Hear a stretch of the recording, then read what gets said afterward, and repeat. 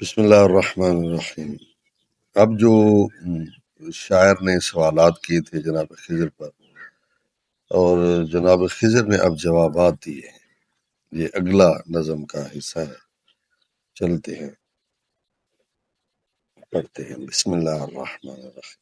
کیوں تعجب ہے میری صحرا نوردی پر تجھے، یہ تگا پوئے دمادم زندگی کی ہے دلیل۔ صحرا نوردی جنگلوں بیابانوں میں چلنے پھرنے کی حالت، تگا پوئے دمادم لگاتار باغ دوڑ کرنا، مسلسل جدوجہد کرنا، کوشش کرنا۔ ٹھیک ہے، چونکہ خضر علیہ السلام جو ہے نا زندہ ہیں اللہ کے حکم سے، اور یہ دریاؤں اور دریا کے کناروں اور ساحل اور جنگلوں بیابانوں میں رہتے ہیں، تو اس لیے شاعر کے استفسارات کے جواب میں خضر یوں گویا ہوئے، یعنی گفتگو فرمائی کہ اے شاعر، میں جو صحرا نوردی کے شغل سے دوچار ہوں، تو تجھے آ کر میرے اس عمل پر تعجب کس لیے ہے کہ میری یہ مسلسل باغ دوڑ اور جہد مسلسل اور یعنی کوشش کرنا، یہ عملی زندگی کی دلیل ہے کہ میں ایک عمل میں مصروف ہوں، کسی بات میں مصروف نہیں ہوں، میں عمل میں مصروف ہوں، میں چل پھر رہا ہوں۔ ٹھیک ہے، یہ میری عملی زندگی کی دلیل ہے کہ میں عملی انسان ہوں، اور عمل سے زندگی بنتی ہے، جنت بھی جہنم بھی۔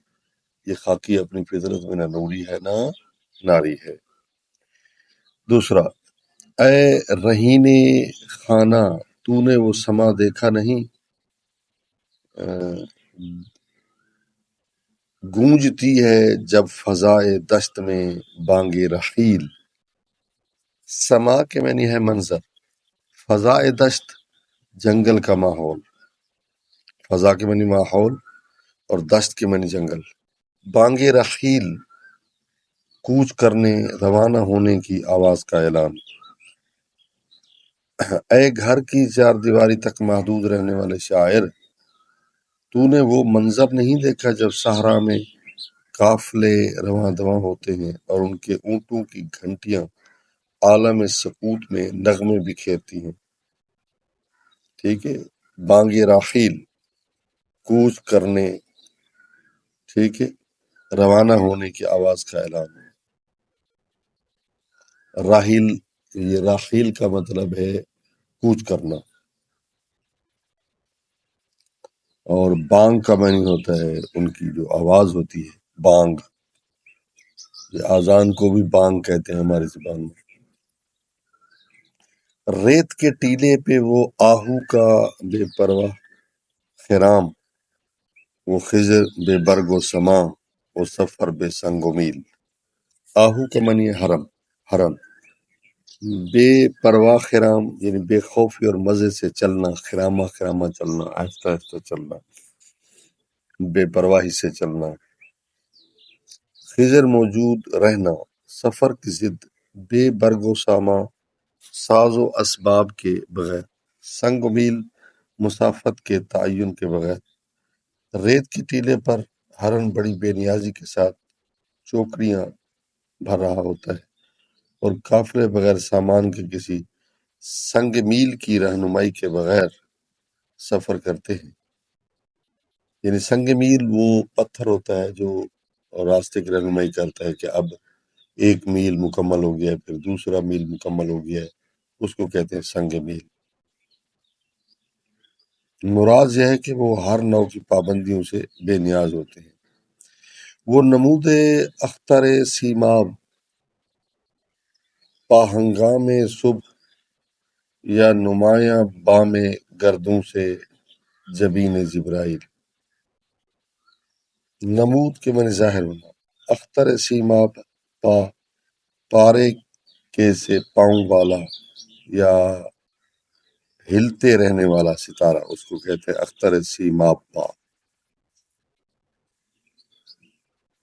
بام گردوں آسمان کی چھت، جبیں پیشانی، شاعر کہتا ہے اور صبح کے وقت جب سیمابی فطرت رکھنے والے ستارے یعنی چلنے والے ستارے طلوع ہوتے ہیں تو یوں محسوس ہوتا ہے جیسے آسمان کی بلندی سے حضرت جبرائیل کی پیشانی نمودار ہو رہی ہے۔ جبین جبرائیل کی پیشانی، وہ سکوت شام سحر میں غروب آفتاب جس سے روشن تر ہوئی چشم جہاں بین خلیل۔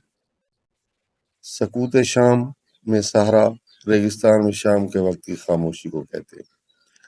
خلیل حضرت ابراہیم جنہوں نے سورج، چاند وغیرہ کو دیکھ کر کہا تھا کہ میرے خدا ہیں، لیکن جب غروب ہو گئے تو آپ نے فرمایا غروب ہونے والے میرے خدا نہیں ہو سکتے، اور یوں خدا واحد پر ان کا ایمان پکا ہوا۔ یعنی ایک جناب ابراہیم نے دلیل دی تھی ان کے دعوے کی مذمت کرنے کے لیے کہ جب وہ چاند نکلا تو کہا یہ میرا رب ہے، پھر جب چاند ختم ہو گیا، دن آ گیا تو کہا دیکھیں وہ چاند ختم ہو گیا، جو ختم ہو جاتے ہیں وہ تمہارا رب نہیں ہوتا۔ تو ان تارے کو رب کہا، یعنی یہ حقیقی رب نہیں کہا، بلکہ ان کے دعوے کو ختم کرنے کے لیے اور ان کی مذمت کرنے کے لیے یہ انداز اپنایا جناب ابراہیم نے، جبکہ آپ تو رب حقیقی کو مانتے تھے۔ اے شہر تو اس منظر سے کیسے آشنا ہو سکتا ہے جبکہ شام کے سمے صحرا کے سکوت میں سورج غروب ہو رہا ہو۔ یہی منظر حضرت ابراہیم خلیل اللہ کی وسعت نظر میں اضافے کا سبب بنا، اور وہ پانی کے چشمے پر مقام کارواں اہل ایمان جس طرح جنت میں گرد سلسبیل۔ مقام کارواں قافلے کا پڑاؤ ڈالنا، سلسبیل بہشت کا ایک چشمہ نہر، مطلب پھر جب قافلے تھک کر پانی کے چشمے پر قیام کرتے ہیں تو یوں محسوس ہوتا ہے جیسے جنت میں سلسبیل کے گرد اہل ایمان جمع۔ تازہ ویرانے کی سودائے محبت کو تلاش، اور آبادی میں تو زنجیری کشت و نخیل۔ تازہ ویرانہ نئی غیر آباد جگہ، سودائے محبت محبت کا مارا ہوا، زنجیری ایک کشت و نخیل کھیتی اور کھجور کے درختوں سے دلچسپی میں پھنسا ہوا۔ زنجیر کے معنی پھنسا ہوا، کشت کے معنی کھیتی، نخیل کہتے ہیں نخل سے نکلا ہے، یہ عربی کا لفظ ہے، کھجور۔